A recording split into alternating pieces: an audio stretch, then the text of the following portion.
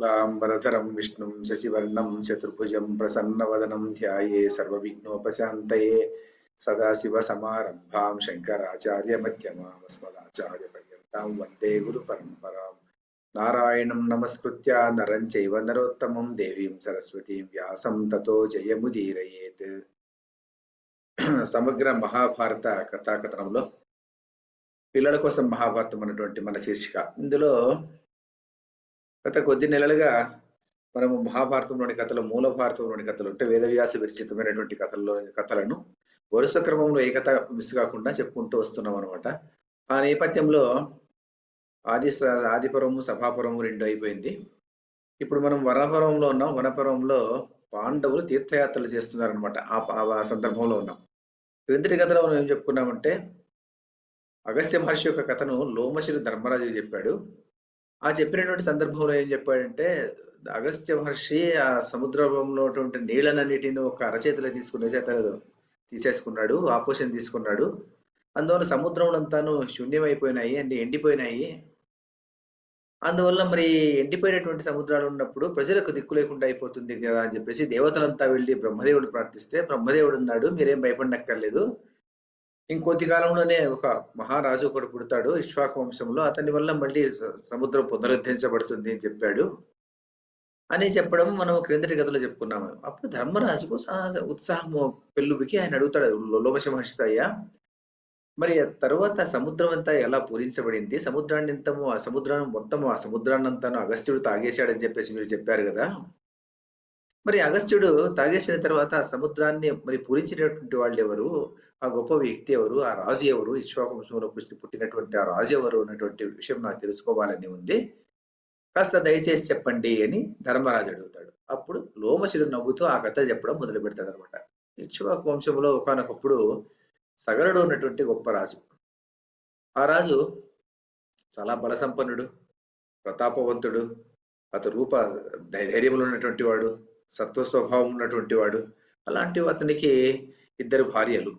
ఒక ఆమెమో 2 భార్యలు, వైదర్భి శైబ్య అని మహాభారతంలో రాశారు. రామాయణంలో ఏమంటారంటే దాన్ని కేసిని, సుమతి అంటారు. ఎందుకంటే ఈ కథ గంగావతరణం అన్నటువంటి ఈరోజు చెప్పుకునేటువంటి కథ రామాయణంలోనూ ఉంది, భారతంలోనూ ఉంది, ఎన్నో పురాణాల్లో కూడా ఉంది. అందువల్ల నేనేం చేశానంటే రామాయణంలో ఉన్నటువంటి కథను, భారతంలో ఉన్నటువంటి కథను రెండింటినీ సంగ్రహించి కథకు ఎక్కడ దోషం లేకుండా, కథా వస్తువుకు దోషం లేకుండా ఉన్నట్టుగా చేసి ఆ కథను చెప్పడానికి ప్రయత్నం చేస్తున్నాను. అందువల్ల ఇక్కడ మనం కేసిని, సుమతి అనుకుందాం. 2 భార్యలు, విదర్భరాజు యొక్క కుమార్తె కేసిని, తర్వాత సుమతి అన్నటువంటి ఆమె ఇంకొక భార్య. సుమతి ఎవరంటే గరుత్మంతుడు ఉన్నాడు కదా, గరుత్మంతుని యొక్క, విష్ణువు యొక్క వాహనం గరుత్మంతుని యొక్క చెల్లెలు వచ్చేసి సుమతి. సో వీళ్ళిద్దరూ వచ్చేసి సగరుని యొక్క భార్యలు. సగరునికి 2 భార్యలు ఉంటారైనా పుత్రులు లేరు అతనికి. చాలా కష్టపడుతుంటాడు అతను. అయ్యో పుత్ర సంతానం లేదని చాలా బాధపడుతుంటాడు. చివరికి ఆయన ఏం చేస్తాడంటే శివుడి గురించి ఉగ్రమైనటువంటి తపస్సు చేస్తాడు. ఎప్పుడైతే ఉగ్రమైనటువంటి తపస్సు చేస్తాడో ఆ తపస్సు మెచ్చుకునేసి ఈశ్వరుడు ప్రత్యక్షమవుతాడు. ప్రత్యక్షమయ్యి సగరుడితో అడుగుతాడయ్యా, నీకేం కావాలి, నన్ను గురించి ప్రార్థన చేసావు కదా, ఏం కావాలి అంటే, ఈయన నాకు పుత్ర సంతానం కావాలి అని అడుగుతాడు. ఇప్పుడు ఆయన, నువ్వు ఏ ముహూర్తంలో అడిగావో ఏమో తెలియదు కానీ ఈ ముహూర్త బలం వల్ల నీకు ఒక భార్యకేమో 60,000 మంది పుత్రులు, ఇంకొక భార్య ఏమో ఒక్కడే పుత్రుడు, వంశోద్ధారకుడు. ఆ 60,000 మంది పుత్రులు చాలా పరాక్రమవంతులుగా ఉంటారు. అయితే అందరూ ఒకేసారి చనిపోవడం జరుగుతుంది. అలా జరిగేటువంటి ముహూర్తంలో నువ్వు అడిగావు కాబట్టి నీకు అలాంటి బిడ్డలు పుడతారు. నీ రాణులను అడుక్కో, ఎవరికి ఎలా కావాలో వాళ్ళు కోరుకుంటారు అని చెప్పేసి ఈశ్వరుడు అంతర్ధానం అయిపోతాడు. మరి సగరుడు వచ్చి భార్యలను అడుగుతాడు. భార్యను అడిగితే పెద్దమ్మ అంటుంది, నాకు వంశోద్ధారకుడైనటువంటి ఒక కుమారుడే చాలు అని ఆమె అంటుంది. మరి రెండో ఆమె అంటుంది, నేను ఎక్కువ మంది పిల్లలతో ఆడుకోవాలని నాకు ఇష్టం ఉంది, కాబట్టి నాకు 60,000 మంది పుత్రులు కావాలి నాకు అని చెప్పి ఆమె అడుగుతుంది. అలాగే అయిపోతుంది. తర్వాత ఇద్దరు గర్భం ధరిస్తారు. కొన్నాళ్ళకంతా ఏమైపోతుందంటే పెద్ద భార్య అయినటువంటి కేశినికి ఒక పుత్రుడు పుడతాడు. ఆ పుట్టినటువంటి వాడు ఎవరంటే అసమంజసుడు ఉన్నటువంటి వాడు పుడతాడు.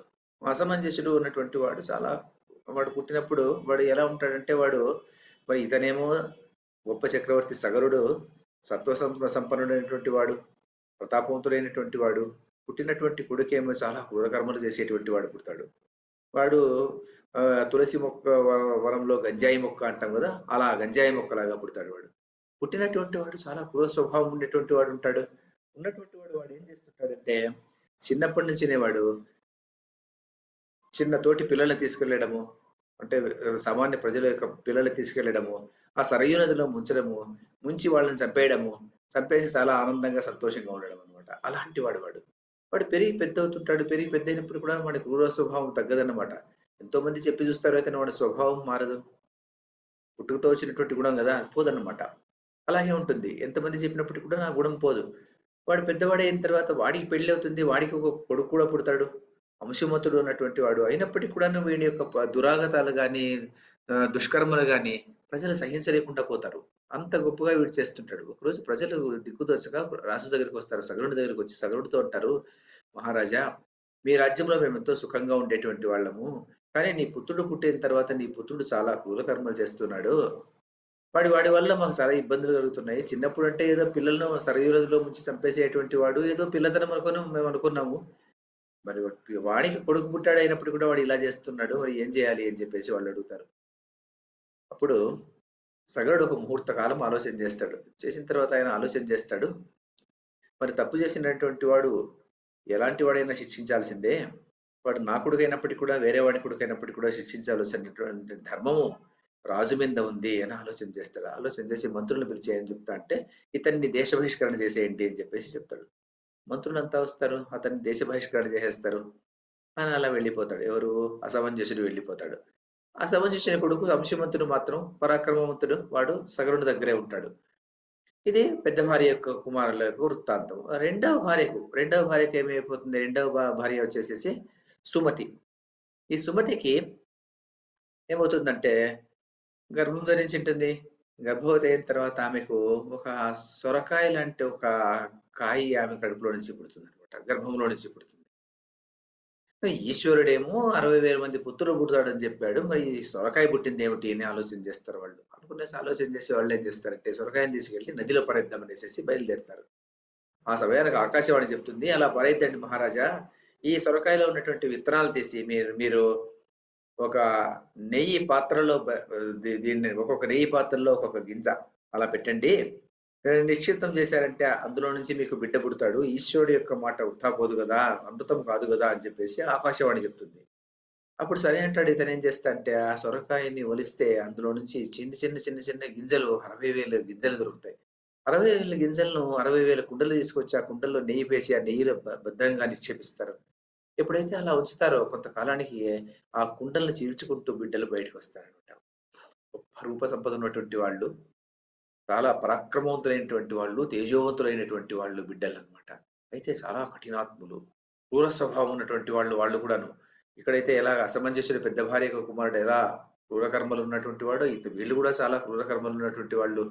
వాళ్ళు పుట్టినప్పటి నుంచినే వీళ్ళు ఎక్కడికి వెళ్ళినప్పటికి కూడాను ఏదో ఒక దుష్కార్యం చేయడము, దుష్కర్మ చేయడము, ప్రజల్ని నొప్పించడము, లేకుంటే దేవతల్ని ఇబ్బంది పెట్టడము, మిగిలిన తోటి మనుషుల్ని ఇబ్బంది పెట్టడము రావడం అన్నమాట. దానికి తోడు వీళ్ళు మనుషులు ఎక్కువ. 60,000 మంది ఒక్క సొమ్మన జట్టుగా వెళ్ళేటువంటి వాళ్ళు వీళ్ళు. జట్టుగా వెళ్లి ఎక్కడికి వెళ్ళినప్పటికి కూడాను వీళ్ళదే జయం. ఎందుకంటే 60,000 మంది ఒక సామూహికమైనటువంటి శక్తి వీళ్ళలో ఉంటుంది. ఇలా ఉంటుంది. ఎప్పుడైతే ఇలా ఉంటుందో వీళ్ళు అలా ఉండేటువంటి వాళ్ళని చూసి దేవతలు సైతం భరించలేకుండా పోతారు. అప్పుడు దేవతలు బ్రహ్మదేవుని దగ్గరికి వెళ్లి బ్రహ్మదేవుడిని ప్రార్థన చేస్తారు. "అయ్యా బ్రహ్మదేవా! మీ వరప్రసాదం వల్ల ఇలా పుట్టారు వీళ్ళు. పరమేశ్వరుని యొక్క వరప్రసాదం వల్ల ఇలా 60,000 మంది పుట్టారు. పుట్టినటువంటి వాళ్ళు 60,000 మంది సన్మార్గులుగా ఉంటే ఎంతో బాగుండేది. చాలా దుర్మార్గులుగా ఉన్నారు వీళ్ళు.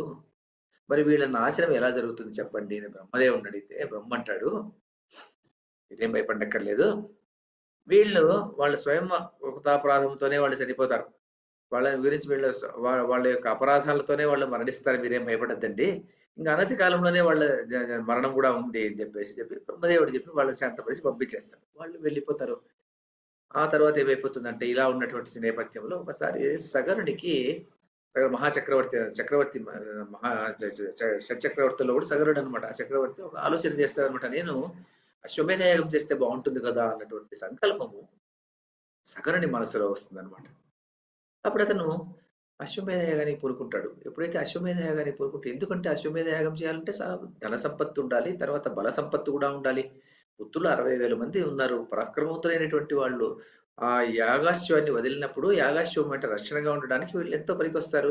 తర్వాత మనవడా అంశవంతుడున్నాడు. వాడు గూడా తేజోవంతుడు. వాడినైనా పంపించొచ్చు కదా! అనుకుంటాడు. అనుకునేసేస్తాడంటే యాగాశ్వాన్ని వదులుతారనమాట. అశ్వమేధంలో తంతేమిటంటే ఆ యాగాశ్వము ఎంత దూరం వెళ్తే, అంత దూరం ఆ ప్రదేశమంతా ఆ రాజుదే అన్నమాట. ఆ పంపించినటువంటి రాజు. ఎవరైనా దాన్ని బలిమితో పట్టితే, ఆ పట్టినటువంటి రాజును వెళ్లి ఓడించాలన్నమాట. కానీ సగరుని యొక్క యాగాశ్వాన్ని పట్టడానికి అందరూ భయపడుతుంటారు. అందరూ భయపడుతుంటారు. ఎందుకు భయపడుతుంటారంటే, సగరుని కొడుకులు చాలా బ బ పరాక్రమవంతులు. 60,000 మంది వాళ్ళు. వాళ్ళు ఒక్కసారి యుద్ధానికొచ్చారంటే సైనికులు ఏ రాజు కూడా 60,000 మంది సైనికులు ఉంటారో లేదో తెలీదు ఆ కాలంలో. సో, అలాంటి పరిస్థితి. అందువల్ల ఏమైపోతుందంటే అందరూ భయపడుతుంటారు. అందువల్ల మొదట ఏం చేస్తాడంటే సగరుడు అంశుమంతుడిని పంపిస్తాడు. "నువ్వు వెళ్ళు నాయనా, ఈ గుర్రం వెంట వెళ్ళు" అంటాడు. అతను గుర్రం వెంట వెళ్తాడు. ఆ గుర్రం అంతా సంచరిస్తుంటుంది. ఆ ప్రదేశాలన్నీ జయించినట్టే లెక్క. అలా వెళ్ళి, వెళ్ళి చివరికి ఏమైపోతుందంటే ఒకానొక ప్రదేశంలో ఒక సముద్ర తీర ప్రదేశంలో ఆ గుర్రం అంతర్ధానమైపోతుంది. కనపడదు. ఎక్కడికి వెళ్ళిపోతుంది? తెలియదు. అంశుమంతుడికి తెలీదు. ఎక్కడికి వెళ్ళిందో తెలీదతను. ఆ ప్రదేశం అంతా వెతుకుతాడు. కనపడదు. వచ్చి తండ్రికి చెప్తాడు. తాతకి చెప్తాడు. "తాత ఇలా అయిపోయింది. మరి గుర్రం కనపడడం లేదు" అంటాడు. అప్పుడు ఇతనేం చేస్తా అంటే తన కొడుకులను పిలుస్తాడు. 60 మంది రెండవ భార్య పుత్రులైనటువంటి 60,000 మందిని పిలిచి మీరు వెళ్ళండి. అది ఎక్కడ ఉన్నప్పటికి కూడా సాధించి తీసుకురండి. ప్రపంచమంతా తిరగండి. భూలోకంలో దొరకలేదనుకోండి పాతాళ లోకానికి వెళ్ళండి. పాతాళ లోకంలో దొరకలేదనుకోండి ఇంకొక లోకానికి వెళ్ళండి. ఇలా చెప్పి ఆయన పంపిస్తే 60,000 మంది వస్తారు. భూలోకం అంతా తిరుగుతారు. ఎక్కడా కనబడదు. దాని జాడ కనబడదు. ఆ గుర్రం జాడ ఎప్పుడైతే కనబడలేదో అప్పుడు వాళ్ళేం చేస్తారంటే సరే అని ఆ సముద్ర తీర ప్రాంతానికి ఆ గుర్రం అంతర్ధానమైనటువంటి ప్రదేశానికొచ్చి చూస్తే, అక్కడ పెద్ద బిలం కనిపిస్తుంది. బిలం ఉంటే పెద్ద గుహ సొరంగంలాగా కనిపిస్తుందనమాట. ఆ బిలం గుండా వాళ్ళు బయలుదేరుతారు. బయలుదేరి తమ దగ్గర ఉన్నటువంటి గుణపాలతో, రోకళ్ళతో, రాళ్ళతో, నాగళ్ళతో వాళ్ళేం చేస్తారంటే, ఆ భూమిని గట్టిగా తవ్వడం మొదలుపెడతారు.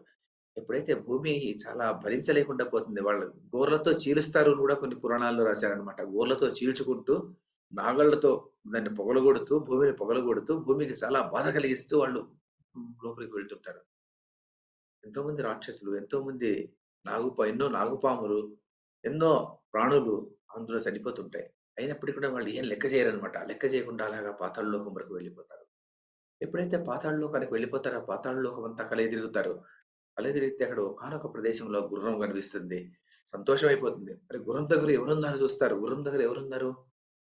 తేజోవంతుడైనటువంటి ఒకానొక మహర్షి అగ్ని జ్వాలలా వెలిగిపోతుంటాడతను. కపిల మహర్షి అన్నటువంటి ఋషి ఆ ప్రదేశంలో కూర్చొని అతని పాటికి అతను తపస్సు చేసుకుంటూ ఉంటాడు. వీళ్ళనుకుంటారు ఈ ఋషియే తప్పకుండా మన యజ్ఞాశ్వాన్ని అపహరించాడు. అపహరించి తర్వాత ఏం చేశాడు? ఏమీ తెలియని వాడి మాదిరిగా ఇక్కడ ఉన్నాడు అని అనుకుంటారు వాళ్ళు. అనుకునేసి ఏం చేస్తారంటే మనల్ని మభ్యపెట్టడానికి కోసమే ఏదో తపస్సులో ఉన్నట్టుగా నటిస్తున్నాడితను. ఈ నటన చేసేటువంటి ఈ మునిని మనం చంపేసేయాలి అనుకుంటారు. అనుకునేసి ఒక్కసారిగా వాళ్ళేం చేస్తారంటే అతని మీదకి రోకళ్ళతో, గొడ్డళ్ళతో అతని మీదకి బయలుదేరుతారు. కొట్టడానికి బయలుదేరుతారు. వాళ్ళొచ్చేటువంటి శబ్దం వినిపిస్తుంది ఇతనికి.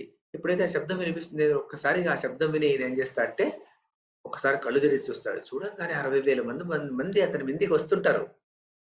అతనికి కోపం వచ్చేస్తుంది. ఒక్కసారి అలా హుంకరిస్తాడు. ఆ హుంకారంలోనే అతని అగ్ని జ్వాలల్లాగా అతని కళ్ళు తేజం అతని ఏమైపోతుందంటే అతని కోపము అనేటువంటి అగ్నిలో వాళ్ళు దగ్ధమైపోతారు. 60,000 కుప్పలు భస్మము యొక్క కుప్పలు అక్కడ పడిపోతాయి. ఎప్పుడైతే అలా పడిపోతుందో మరి వాళ్ళ జాడ తెలీదు. ఎన్ని రోజులకు వాళ్ళు వాపసు రారు, తిరిగి రారు. సగరుడు చాలా బాధపడిపోతుంటాడు. ఎక్కడ పోయారో నా బిడ్డలు అనుకుంటుంటాడు. అనుకునేసి చివరికి నారద మహర్షి ఒకరోజొస్తే నారదుడిని అడుగుతాడు. "నయ్యా నారద నా బిడ్డలు ఎక్కడికెళ్లారు? నీకేమైనా తెలుసునా? నీవు త్రిలోక సంచారి కదా నీవు. వాళ్ళ జాడ ఏమన్నా తెలుసునా?" అంటాడు. అప్పుడు నారదుడు అంటాడు, "నీవేం బాధపడనక్కర్లేదు. నీవు బాధపడనక్కర్లేదండి. వాళ్ళు పాతాళలోకానికెళ్లారు.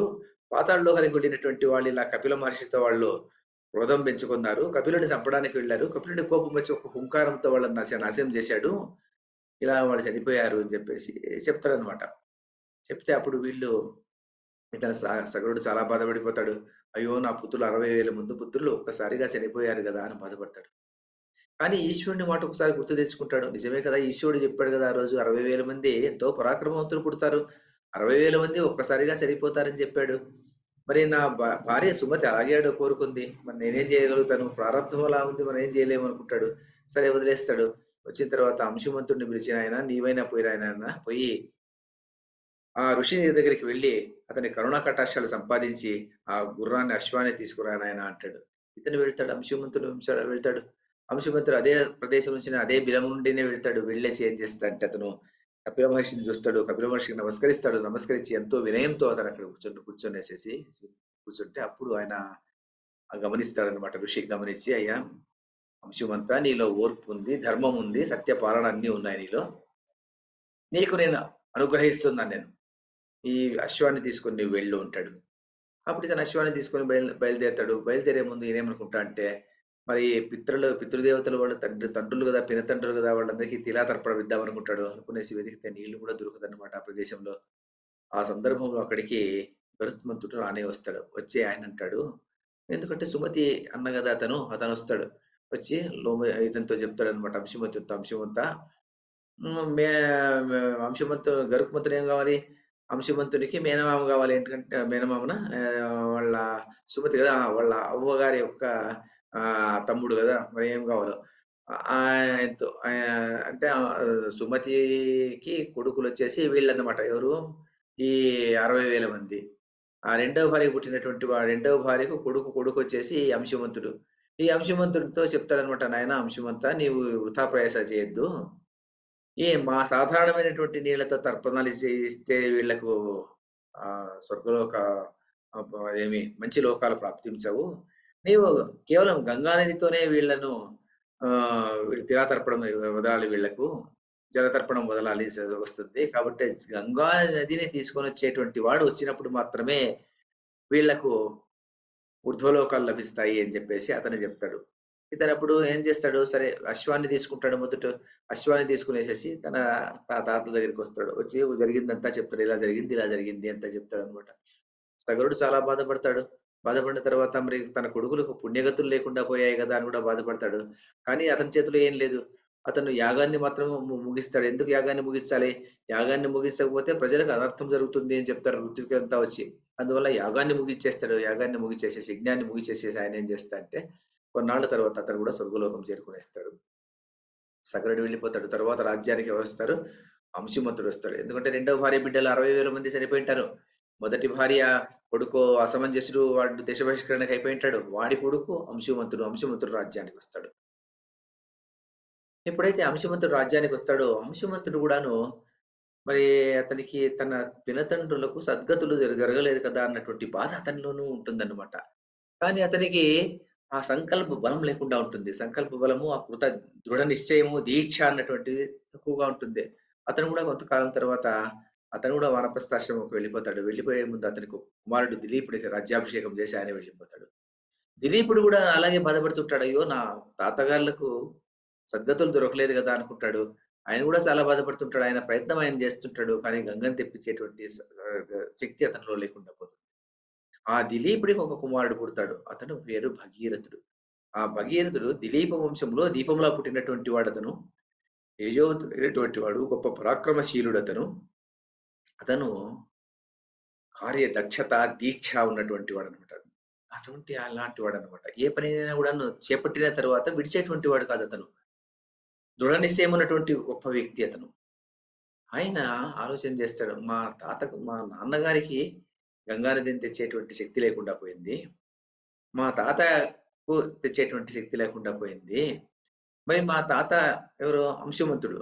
అంశుమంతుడికి తెచ్చేటువంటి శక్తి లేకుండా పోయింది. మరి అంతకన్నా ముందు ఉన్నటువంటి వాళ్ళు వాళ్ళ తండ్రులు 60,000 మంది పుత్రులు గదా! సగర పుత్రులు. వాళ్లకు సద్గతులు లభించలేదు కదా! అనుకుంటాడు. అనుకోని బాధపడతాడు. అంతలోనే అది ఇంకొకటి కూడా అతనికి ఒక సందర్భం ఏర్పడుతుంది. ఏమిటంటే అతనికి కూడా బిడ్డలు లేకుండా ఉంటారు.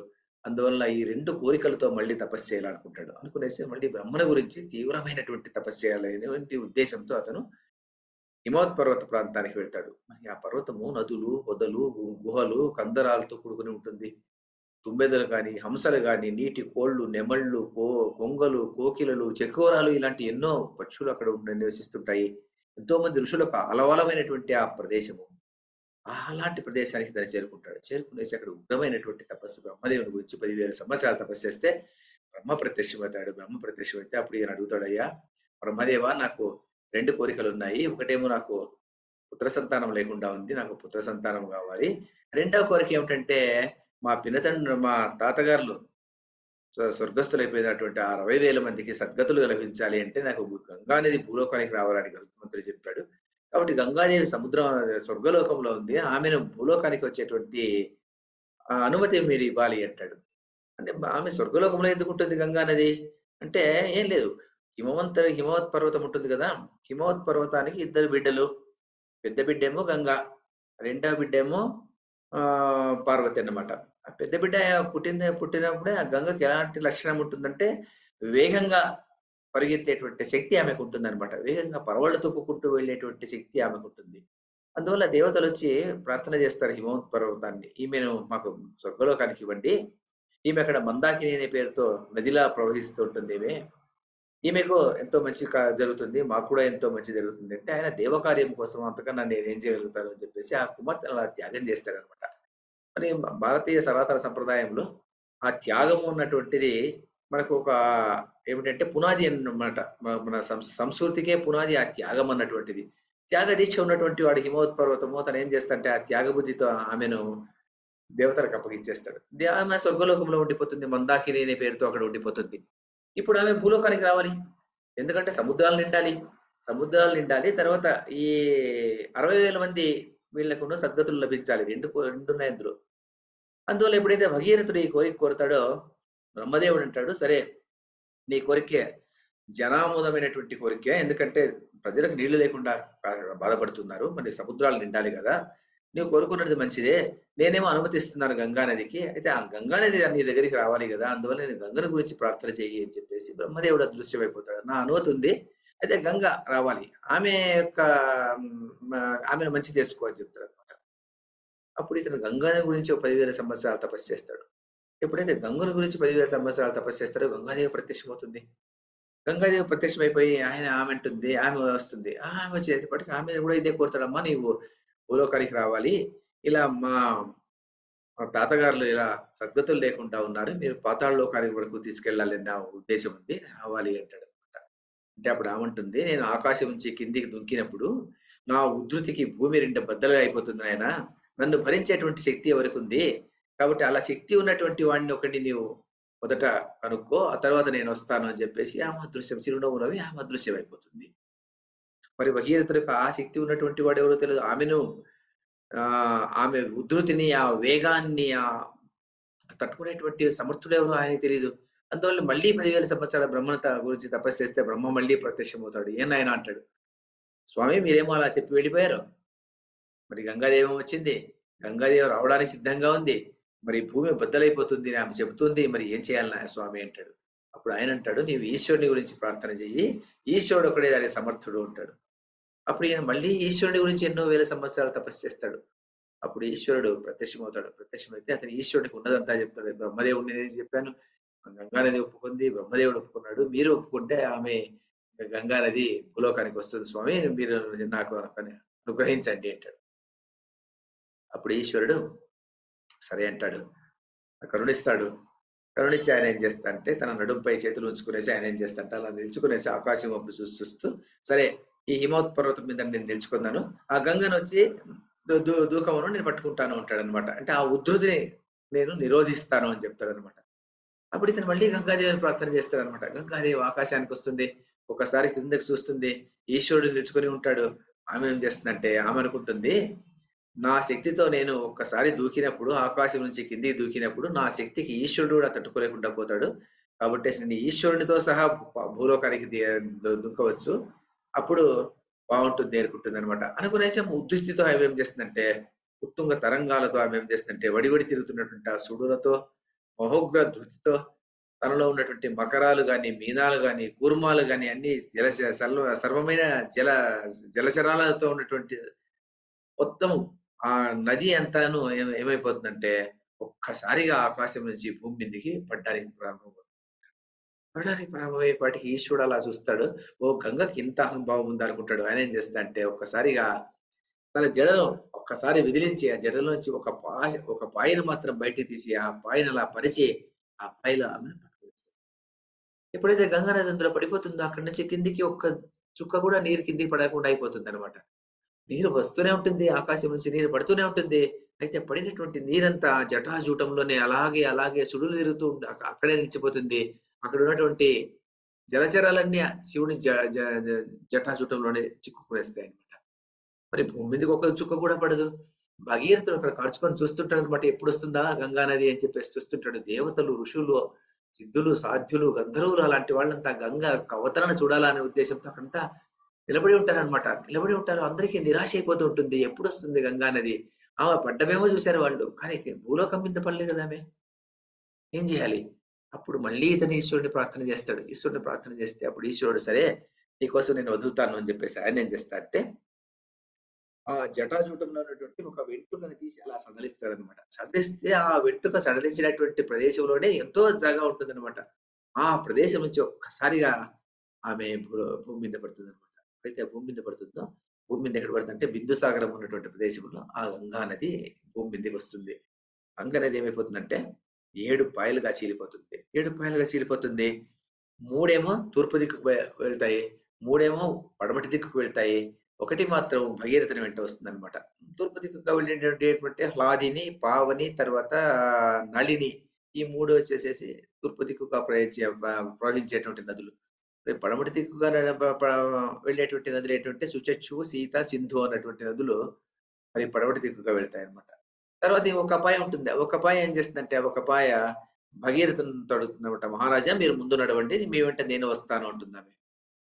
భగీరథుడు ఒక దివ్యమైనటువంటి రథం తీసుకుంటాడు. దివ్యమైనటువంటి రథం తీసుకునేసి ఆయన ముందు వెళ్తుంటాడు. ఆయన వెంట జోర శబ్దం చేసుకుంటూ గంగా నది సుడులు తిరుగుతూ, పరవళ్ళు తొక్కుతూ ఆయన వెంట వస్తూ ఉంటుంది.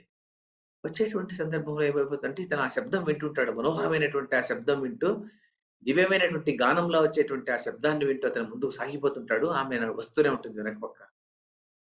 కాసేపు అయిపోయేపాటికి ఏమైపోతుందంటే ఒక్కసారిగా ఏ శబ్దము లేదు.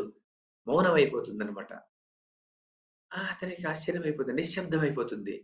నిశ్శబ్దమైపోయేటప్పటికి ఎక్కడ పోయింది గంగా నది అని చెప్పేసి ఒక్కసారి వెనుతిరిగి చూస్తే ఇంకెక్కడ గంగా నది? గంగా నది అంతా అని అక్కడ జహ్నువు అన్నటువంటి ఋషి మాత్రం కనిపిస్తాడు. ఓహ్! ఏమో జరిగిపోయింది అనుకుంటాడు. వెంటనే జహ్నువు దగ్గరికి పరిగెత్తొస్తాడు. ఏమైంటుందక్కడ అంటే, ఆ గంగా నది వచ్చే తీవ్రతతో ఏమైపోతుందంటే, జహ్నువు అన్నటువంటి ఒక ఋషి అక్కడ తపస్సు చేసుకుంటూ ఉంటాడు. అతని ఆశ్రమాన్ని ఈమె నింపివేస్తుందనమాట. ఆశ్రమంను అలా చెదిరించి కొ చె కొ చె చె కొల్లగొట్టేస్తుందనమాట. ఆ గంగా నది. అందువల్ల ఆయనకి కోపం వస్తుంది. గంగా నదికి ఇంత ఉధృత ఉందా? అని జెప్పేసి ఆయనేం చేస్తాడంటే ఒక్కసారిగా గంగా నదినంతా ఆపోషణ తీసుకునేసి ఆయనంతా చేస్తాడు. ఆ జహ్ను. లేదు గంగా నది లేదక్కడ. ఆయన కడుపులో ఉంటుంది. ఈయన వెళ్లి మళ్ళీ అతని కాళ్ళ మీద పడతాడనమాట. కాళ్ళ మీద పడి "స్వామి నేను చాలా కష్టపడి ఈ గంగా నదిని సాధించుకొని తీసుకొచ్చాను స్వామి. మీరు దయచేసి నన్ను ఈమెను వదిలిపెట్టండి" అంటాడు. అప్పుడు సరే అంటాడు. ఆయన ఏం చేస్తాడంటే ఏం ప్రయోజనం ఏమిటి? లోక కళ్యాణార్థము. ఒకటేమో సముద్రాలు నిండాలి ఒకటి. రెండవదేమిటి? మరి వాళ్ళకి సద్గతులు లభించాలి. అందుకోసం ఆయన ఏం చేస్తాడంటే సరే అంటాడు. సరే అని చెప్పేసి అతని చెవిలో ఆమెను వదిలిపెట్టేస్తాడనమాట. ఆమె జహ్ను యొక్క చెవిలో నుంచి బయటకొచ్చింది కాబట్టి, ఆ రోజు నుంచి ఆమె పేరు జాహ్నవి అని అయిపోతుంది. జాహ్నవి అని జాహ్నవి అన్నటువంటి పేరు ఆమెకు ఆ గంగా నదికేసి ఉండిపోతుంది ఆ రోజు నుంచి. తర్వాత ఆ భాగీరథి నది ఇతని వెంట వస్తుంది. వచ్చి ఏం చేస్తుందంటే మరి భూలోకంలో అయిపోతుంది. భూలోకం నుంచి పాతాళ లోకానికి చేరుకుంటుంది. పాతాళ లోకానికి చేరుకున్నటువంటి పాతాళ లోకస్తులంతా ఆమెను చూసి సంతోషపడిపోతారు. ఆమెను భగవతి అంటే దేవునికి సంబంధించినటువంటిది గదా! స సమగ్రైస్ సమగ్రస్య ఐశ్వర్యస్య అనే భగం యొక్క డెఫినిషన్ చెప్తాడనమాట. కాబట్టి ఆమెను చూసి ఆ దేవత ద క ద ద కన్య ఈమె వచ్చింది గదా! అని చెప్పి సంతోషపడిపోయి వాళ్ళు చాలా సంతోషంగా అక్కడ ఆమెకు భగవతి అని పేరు పెట్టుకుంటారనమాట. ఆమె అలా వచ్చేస్తుంది. ఒక్కసారిగా ఆ 60,000 యొక్క భస్మ రాసుల మీద ఆమె ప్రవహిస్తుంది. ఎప్పుడైతే భస్మ రాసుల మీద ఆమె ప్రవహిస్తుందో వాళ్ళలోని వాళ్ళ యొక్క నిర్మాల్యం కానీ, వాళ్ళ యొక్క మలినం గాని, వాళ్ళ యొక్క పాప కర్మలు గాని అన్నీ సమసిపోతాయి. వాళ్ళు కూడా దైవత్వం పొంది వాళ్ళు కూడా స్వర్గలోకానికి చేరుకుంటారనమాట. వాళ్ళలా వెళ్ళిపోతారు. తర్వాత భగీరథుడు చాలా సంతోషపడిపోతాడు. అప్పుడు బ్రహ్మదేవుడు ప్రత్యక్షమవుతాడు. బ్రహ్మదేవుడు ప్రత్యక్షమయ్యాక చెప్తాడు, "నాయనా భగీరథ, ఎంతో ప్రయత్నం చేసి, ఎంతో ప్రయాసతో నీవు ఎంతో కష్టపడి తెప్పించావు. ఈ గంగా నదిని భూలోకానికి తెప్పించావు. పాతాళలోకానికి తెప్పించావు. ఈ భూలోకం అంతా నీవు ప్రభవింపజేశావు కాబట్టి ఆమెను ఈమె నీ పుత్రికతో సమానము. ఈమె ఈ రోజు నుంచి భాగీరథి అనేటువంటి పేరుతో పిలువబడుతుంది" అని ఆయన చెప్తారనమాట. అప్పటినుంచి గంగా నదికి ఎన్ని పేర్లొచ్చాయి? భాగీరథి అన్నటువంటి ఒక పేరు. జహ్నువు చెవిలో నుంచి వచ్చిన దాని నుంచి జాహ్నవి అనేటువంటి ఒక పేరు. తర్వాత ఈ స్వర్గలోకము, భూలోకము, పాతాళ లోకము మూడిట్లోనూ ఉన్న దాని నుంచి ఆమెకు త్రిపథ అన్నటువంటి పేరు. ఇలాంటి పేరు ఆమెకు సిద్ధించిపోతుందనమాట. ఇవన్నీ కథంతా చెప్తాడనమాట రోమశుడు. రోమశ్రీ కథంతా చెప్పేవాడు ధర్మరాజుకు పులకించిపోతాడనమాట. అప్పుడు లోమశుడు చెప్తాడు, "అయ్యా ధర్మరాజా, ఈ గంగావతరణం అన్నటువంటి కథ పరమ పవిత్ర పావనమైనటువంటి కథ. ఈ కథను విన్నవారికి, తర్వాత చదివిన వారికి, చెప్పిన వారికి అందరికి కూడా ఎంతో ప్రయోజనం చేకూరుతుంది" అని చెప్పేసి ఆయన చెప్తాడనమాట. చెప్తే ధర్మరాజు చాలా సంతోషపడిపోతాడు. తర్వాత లోమశుడు వాడిని కూట పర్వతం మీదకి తీసుకెళ్తాడనమాట. హేమకూట పర్వతం మీద నిప్పులు వెదజిల్లుతుంటాయన్నమాట. నిప్పులు వెదజిల్లేటువంటి నిప్పులను ఆకర్షిస్తూ మబ్బులు వస్తుంటాయన్నమాట. ఆ వింతను చూసి పాండవులు ఆశ్చర్యపడిపోయి, "ఆ వింత ఏమిటి? ఈ హేమకూట పర్వతం ఏమిటి? దీని గొప్పదనం ఏమిటి?" అని అడుగుతారనమాట. లోమశుడు ఆ కథని చెప్పడం మొదలుపెడతాడనమాట. ఆ కథ మనం వచ్చే కథలో చెప్పుకుంటాం. ఆ కథ ఏమిటి? ఆ హేమకూట పర్వతం ఏమిటి? ఆ పర్వతంలో జరిగినటువంటి వింతలేమిటి అనేటువంటి విషయం మనం వచ్చే కథలో చెప్పుకుంటాం. మరి ఈ కథను ముగించే ముందు ఇందులో కొన్ని ముఖ్యమైనటువంటి విషయాలు తెలుసుకోవాల్సినటువంటి విషయాలు. ఏమిటంటే, మన సంప్రదాయం ప్రకారం పూర్వం కాలంలో రాజులు ఎలా ఉండేటువంటి వాళ్ళు అంటే, రాజనీతి ఎలా ఉండేదంటే, వాళ్ళు తరతమ భేదాలు లేకుండా పరిపాలన చేసేటువంటి గొప్ప ప్రభువులన్నమాట అప్పట్లో. అంటే తనవాడు, వేరేవాడు అన్నటువంటి దృష్టి లేదన్నమాట. అంటే అలాంటి దృష్టే రాకూడదన్నమాట. అందరి ప్రజలకు అతను రాజు అంతే. ప్రజలందరికీ రాజు, ప్రజారంజకుడైనటువంటి వాడే రాజు అంతేగాని ప్రజలను కష్టపెట్టేటువంటి వాడు, ప్రజాభంజకుడైనటువంటి వాడు రాజు కాదన్నమాట. అలాంటి వాడు రాజ్యం చేసేటువంటి వాడు అర్హుడు కాడన్నమాట. దుర్మార్గులు తనవారైనప్పటికి కూడాను వాళ్ళని శిక్షించాలి. మంచి పని చేసే వారిని ఏవగించుకుంటూ, చెడు చేసిన వారిని అందలమెక్కించుకుంటూ చేసేటువంటి ప్రభువు కాదు. అతను ప్రఖరము అని చెప్తారనమాట. ప్రఖరం అంటే ఒక గాడిదన్నమాట. అతను ప్రగతికి ప్రతిబంధకంగా ఉంటాడు. ప్రపంచ శాంతికి ప్రతిఘాతంగా ఉంటాడతను. అలాంటి వాడు రాజుగా ఉండడానికి అర్హత ఉంటదనమాట. రాజుగా ఉండాలంటే సమస్త ప్రజలను సమభావంతో చూసేటువంటి వ్యక్తి మాత్రమే కావాలన్నమాట. మరి సగరుడు అలాంటి వ్యక్తి అన్నమాట. సగరుడు అలాంటి వ్యక్తి ఎందుకోసం అయ్యాడంటే, తనకు సొంత కుమారుడైనటువంటి అసమంజసుడు ఎప్పుడైతే పౌరులంతా వచ్చి అతనితో చెప్తారో, "అయ్యా మహారాజా, ఈ నీ కుమారుడైనటువంటి అసమంజసుడు మమ్మల్ని చాలా బాధపెడుతున్నాడు. ఏం చేయాలి చెప్పండి" అంటే, ఆయన ఒక ముహూర్త కాలం ఆలోచించి ఆయన ఏం చెప్తా అంటే, "ఇతన్ని దేశ బహిష్కరణ చేస్తున్నాను" అని చెప్తాడన్నమాట. ఆ గొప్పతనము, ఆ సంస్కారము భారత గడ్డలో వచ్చినటువంటి గొప్ప తేజస్సు అదంతా. భారతదేశంలో వచ్చినటువంటి గొప్ప ఆహ్, ధార్మిక ఒక వృత్తాంతం అన్నమాట ఇది. అలాంటి ధార్మిక సంస్కృతి ఉన్నటువంటి దేశం మన భారతదేశం అన్నమాట. అలాంటి దేశము. ఇది మొదటి విషయం తెలుసుకోవాల్సినటువంటి విషయం. రెండో విషయం ఏమిటంటే, ఏదైనా పని సాధించలేము అన్నటువంటిది ఎక్కడా లేదన్నమాట. ఏ పనినైనా గూడాను మనము చాలా కష్టపడితే, ఉద్యమముతో మనం సాధించగలుగుతామన్నమాట. దాన్ని దాన్ని సులభంగా అతను అనాయాసంగా అతను ఏం చేశాడంటే, ఆయన చాలా కష్టపడ్డాడు. ఏం కష్టపడ్డాడతను? అతనికి 2 కోరికలు. ఒకటేమిటంటే లోకము కోసము ఆ సముద్రాలను నిండాలి. తర్వాత రెండవది తన పితృదేవతలకు ఊర్ధ్వలోకాలు చేరుకోవాలి. ఆ 2 ఉద్దేశాలతోనే తను తపస్సు చేశాడు గానీ, తన కోసం గాని, తన బిడ్డల కోసం గాని ఆయన తపస్సు చేసుకోలేదనమాట ఆయన. అది కూడా త్యాగ నిరతి అంటారనమాట. ఎలా గంగాను హిమవత్ పర్వతము దేవతలకు ఇచ్చేసిందో త్యాగ బుద్ధితో, ఇతను కూడా అంతే త్యాగం చేసేసాడనమాట. తన కోసం కాదు, తన బిడ్డల కోసం కాదు. ప్రజల కోసము, తన పినతండ్రులకు, తన తాతల కోసం ఆయన ఏం చేశాడంటే తపస్సు చేస్తాడనమాట బ్రహ్మదేవుడి గురించి. 10,000 సంవత్సరాలు అయిన తర్వాత బ్రహ్మదేవుడు అనుమతిస్తాడు ఆమెను భూలోకానికి వచ్చేదానికి. గంగ కోసం మళ్ళీ 10,000 సంవత్సరాల తపస్సు. గంగ కోసం తపస్సు చేసిన తర్వాత ఆమె ఏమంటుంది, నన్ను భరించేటువంటి వాడు ఎవడైనా ఉంటే వెతుక్కో అప్పుడొస్తానని చెప్పి ఆమె వెళ్ళిపోతుంది. ఆ భరించేవాడెవడో తెలుసుకోవడానికి కోసం మళ్ళీ ఓ 10,000 సంవత్సరాల తపస్సు. అదైన తర్వాత బ్రహ్మదేవుని అనుజ్ఞ మేరకు ఈశ్వరుని గురించి 10,000 సంవత్సరాల తపస్సు. అదైన తర్వాత ఆ గంగా నది రావడము. ఆ వచ్చిన గంగానది అతని జటాజూటంలో ఇమిడిపోవడము, మళ్ళీ భూలోకంలోకి గంగ రాకుండా పోవడము, మళ్ళీ అతని బాధ. ఈ సం ఇది యోజకత్వం అంటారు గదా! యోజకత్వం అంటే మనం ఇప్పుడు కాలంలో కోఆర్డినేషన్ అంటాం గదా! వీళ్ళందరి మధ్య కోఆర్డినేషన్ చేసేది చాలా కష్టమన్నమాట. ఈశ్వరుడు ఒక పక్క ఉన్నాడు, గంగ ఒక పక్క ఉంది, బ్రహ్మదేవుడు ఒక పక్క ఉన్నాడు. వీళ్ళందరి సమన్వయంతో ఇతన్ని సాధించాలన్నమాట ఈ కార్యక్రమాన్ని. గొప్ప తపశ్శక్తి ఉన్నటువంటి వాడికి మాత్రమే ఇది సాధ్యమవుతుందన్నమాట. గొప్ప తపశ్శక్తి ఉండాలా, కార్యదీక్షత ఉండాలా, ఓర్పు ఉండాలి, నిబ్బరం ఉండాలన్నమాట. ఇవన్నీ ఉన్నటువంటి వాడికి మాత్రమే సాధ్యము. అది ఇంకోటేమిటంటే, ఒక తన తపస్సు ఒక్కడితోనే సాధ్యం కాదనమాట. తన జన్మలో ఉన్నటువంటి వాళ్ళు, పూర్వజన్మలో ఉన్నటువంటి వాళ్ళు, వాళ్ళ తపస్సుల శక్తి అంతా ఒక్కసారి కేంద్రీకృతమైతే తప్పితే ఇతనికి ఆ శక్తి రాదనమాట. ఆ శక్తితో ఇతను నిబ్బరంతో ఏం చేస్తా అంటే, ఇన్ని కష్టాలు పడి ఆ గంగను భూలోకానికి తెచ్చుకున్న తర్వాత అది ప్రవహించే సమయంలో మళ్ళీ జహ్ను నోట్లోకి వెళ్ళిపోవడము, తర్వాత జహ్ను వదలడము ఇదంతా కూడా జరుగుతుందనమాట. సో, ఏమి మనం చెప్పవలసిందేమిటంటే ఇక్కడ ఏదైనా కార్యం సాధించాలంటే కేవలం మనోరథం ఉంటే చాలదు. కార్యదీక్ష ఉండాలి. కార్యంలో కూర్చోవాలనమాట. రంగంలోకి ప్రవేశించాలనమాట. అందుకోసమే భర్తృహరి ఒక శ్లోకం చెప్తాడు. ఏమంటే ఉద్యమేనైవ సిద్ధ్యంతి కార్యాణి న మనోరథైః అంటారనమాట. ఉద్యమముతోనే అంటే కృషితోనే కార్యములు సిద్ధిస్తాయి గాని నా మనోరథైః కేవలం మనసులో సంకల్పించుకునేసి నాకది కావాలి అంటే అది కాదనమాట. అది అలాగే ఉండిపోద్దనమాట. కానీ దాన్ని ఉద్యమంలోకి తీసుకొని రావాలనమాట. అప్పుడు మాత్రమే స స స అది ఏదైనా ఫలితం సిద్ధిస్తదనమాట. దానికి ఒక దృష్టాంతం ఇస్తాడతను. ఏం చెప్తాడు భర్తృహరి? "నహి సుప్తస్య సింహస్య ప్రవిశంతి ముఖే మృగాః" అంటాడు. సుప్తస్య సింహస్య అలా నిద్రపోతూ ఉండి నోరు తెరుచుకొని సింహం నిద్రపోతుందంట.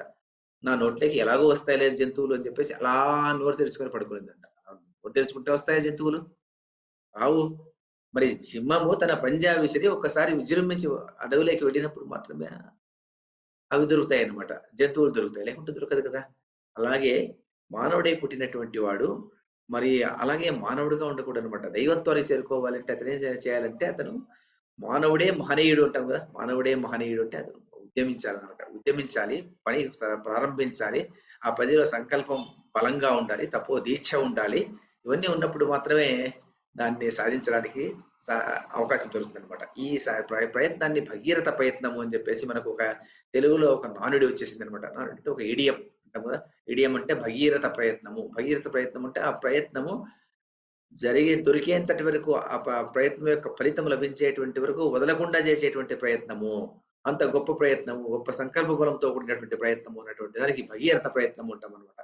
ఆ భగీరథ ప్రయత్నంతో అతను సాధించాడురా అని చెప్తుంటామనమాట. ఏదైనా సాధించినటువంటి వాడికి. అది ఇది రెండవ ముఖ్యమైనటువంటి కథలో తెలుసుకునేటువంటి విషయం అన్నమాట.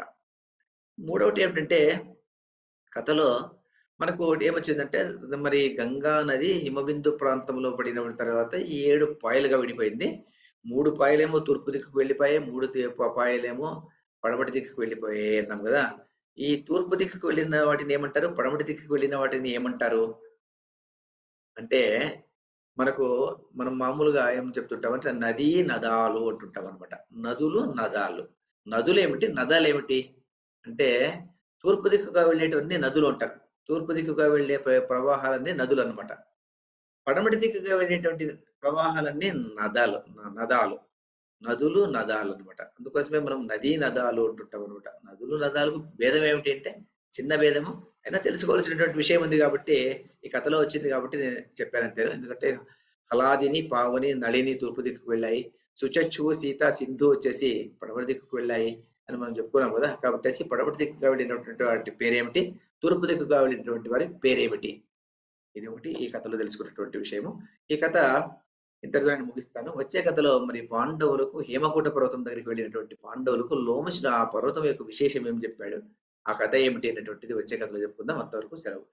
కాయేన వాచా మనసేంద్రియైర్వా బుద్ధ్యాత్మనా వా ప్రకృతే స్వభావాత్ కరోమి యద్యత్ సకలం పరస్మై నారాయణాయేతి సమర్పయామి. సర్వం శ్రీకృష్ణార్పణమస్తు.